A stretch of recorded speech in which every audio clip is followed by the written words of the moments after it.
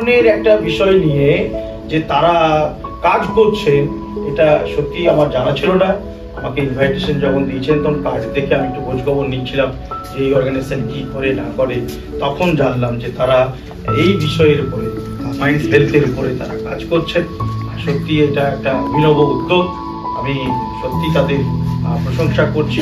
এবং এই ধরনের যে একটা ওয়ার্কশপ প্রয়োজন আছে, তো যে বিষয়টা ওনারা যে বিষয় নিয়ে কাজ করছেন সেটা অত্যন্ত প্রাসঙ্গিক বিষয়। কারণ এখন আমরা সবাই মানে ওই যে 8 থেকে 80 বলছেন আর কি, বরং তার থেকে কম, মানে একদম ছোট, মানে 1-1.5 বছরের ছেলে মেয়ে থেকে অনেক বেশি বয়স পর্যন্ত সবাই কিন্তু এই স্ট্রেসে আক্রান্ত। আমাদের মেন্টাল স্ট্রেংথটাকে মানে ঠিকঠাক রাখা একটা জরুরি ব্যাপার আর কি। তো এই ধরনের যে আলোচনা এখানে হবে,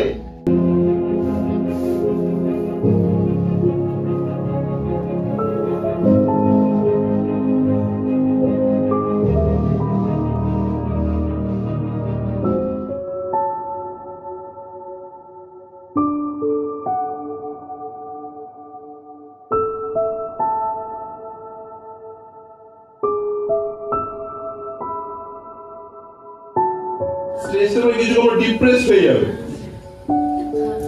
ইমিডিয়েট। কোথা থেকে দুটো শব্দ এখন হঠাৎ করে চলে, আগে তো ছিল না।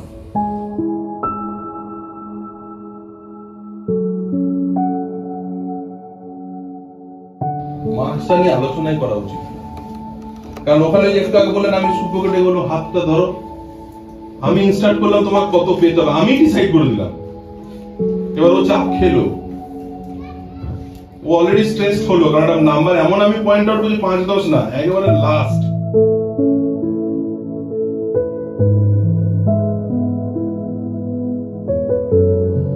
এজ 5 থেকে 18 এর মধ্যেই পড়াশোনা আছে, তার আগেও নেই তার পরেও নেই। কেন? Basic education.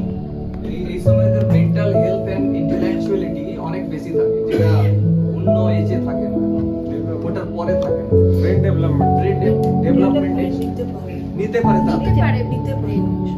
5 বছর বয়সে একটা বাচ্চা 95% ব্রেন ডেভেলপ হয়ে যায়। এবার বলুন 5% ব্রেন এই 5 থেকে 18 তে ডেভেলপ হয়, যেখানে ওকে 3টে জিনিস শেখাতে হবে: ভ্যালুজ অফ লাইফ, ইমোশনাল কোশেন্টকে বড় করতে হবে, ইন্টেলিজেন্ট লেভেলকে বাড়াতে হবে। কতজন আপনারা জানেন বাচ্চারা রোজ খেলে? হাত তুলুন। এখন তো দেখাই যায় না, খেলা দরকার নেই। খেলে কি হবে? খেললে ব্লাড সার্কুলেশন হবে, অক্সিজেন ব্রেন সেলসে যাবে, সেলস আরো অ্যাক্টিভ হবে, আরো ভালো পারফর্ম করবে। দরকার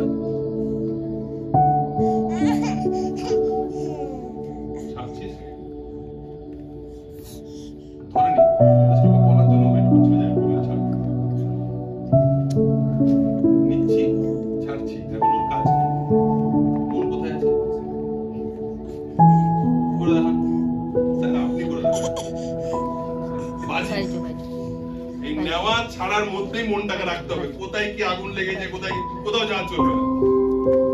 করুন আপনি 5 মিনিট করুন, আপনার যদি ঘুম না আসে আমার ফোন নাম্বার দিয়ে দিচ্ছি, 5 মিনিটও ছেড়ে দিচ্ছি, 2 মিনিট করুন। এটা চ্যালেঞ্জ দিচ্ছি একটা, মানে এটা যে অসম্ভব তা নয়, কিন্তু সবাই এটা করেছে। এটার মানে হচ্ছে আপনাকে রোজ করতে হবে, তবে গিয়ে প্র্যাকটিসটা হবে। অন্য হ্যাবিট আছে, ওটাকে আবার নতুন হ্যাবিটে আনতে হবে। পরবর্তীকালে এখানে এই সাউন্ড অ্যান্ড মাইন্ডের সৌরিশ চৌধুরীর সঙ্গে যেহেতু আমার আগে ছিল পরিচয়, আমার আত্মীয় হয়, তো সে আমাকে বেশ কিছু এক্সারসাইজ দেখায়।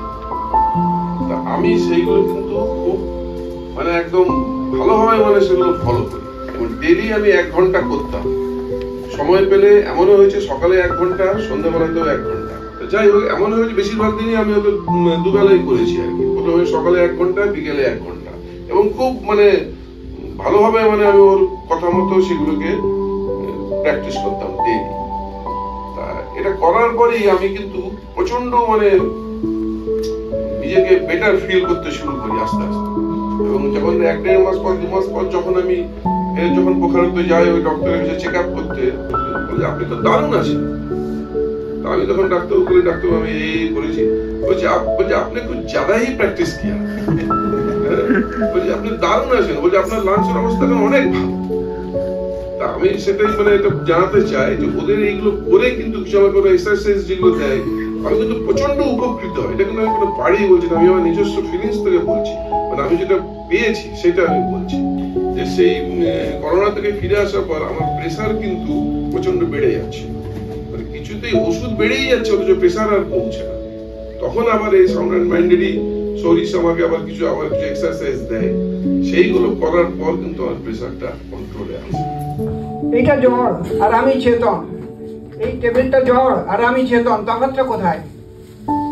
বলছে যার অন্তঃকরণ আছে সে হচ্ছে চেতন, আর যার অন্তঃকরণ নেই সে হচ্ছে জ্বর। তো এই অন্তঃকরণ মানে মন বুদ্ধি, এই মন বুদ্ধিটা হচ্ছে টাংস্টান ফিলামেন্ট। এই মন বুদ্ধিতে যখন আমার চৈতন্য সত্তা মিলছে তখন মনটা ফাংশন শুরু হচ্ছে। মনটা টাংস্টান ফিলামেন্টে যখন ইলেকট্রিসিটি ঢুকছে তখন ওর থেকে ঘর থেকে আলো বেরোচ্ছে। ঠিক মনটা অন্তঃকরণটা নিজের কোনো ক্ষমতা নেই কাজ করার, ও কিন্তু চৈতন্য সত্তা লাইফ ফোর্স যখন ওর সাথে মিলছে তখন ও কাজ করে। এটাকে চিত জড় গ্রন্থি বলে, চিত আর জড় গ্রন্থি। জড় হচ্ছে মন আর চৈতন্য সত্তা হচ্ছে চিত। এই দুটো যখন গ্রন্থি হচ্ছে তখন মনটা কাজ করা শুরু করলো। তো মনকে সঙ্গ আমি দিচ্ছি বলে মন কথা বলছে। তো এই আমিটাকে, এই আমিটাই ঠাকুরের ভাষায় পাকা আমি, আর কাঁচা আমি হচ্ছে মন। আমরা মন আমি হয়ে বসে আছি, মনটাই আমি ভাবছি, আইডেন্টিফাইড অ্যাজ মাইন্ড। আমি মনে করি আমি আমার মন আর শরীর, এটা আমি না, আমি আমার মন শরীর নই, আমি আমার মন শরীরের মালিক, এটার মালিক আমি, সেটা হচ্ছে পাকা আমি। ঠাকুর রামকৃষ্ণের কথায় সেই আমিটাকে ধরা, হু অ্যাম আই, সেটাই রিয়েলাইজেশন। সেলফ রিয়েলাইজেশন মানে কি? সেই সেলফটাকে জানা, এবং সেই সেলফটাকে জানারই এই প্রচেষ্টা।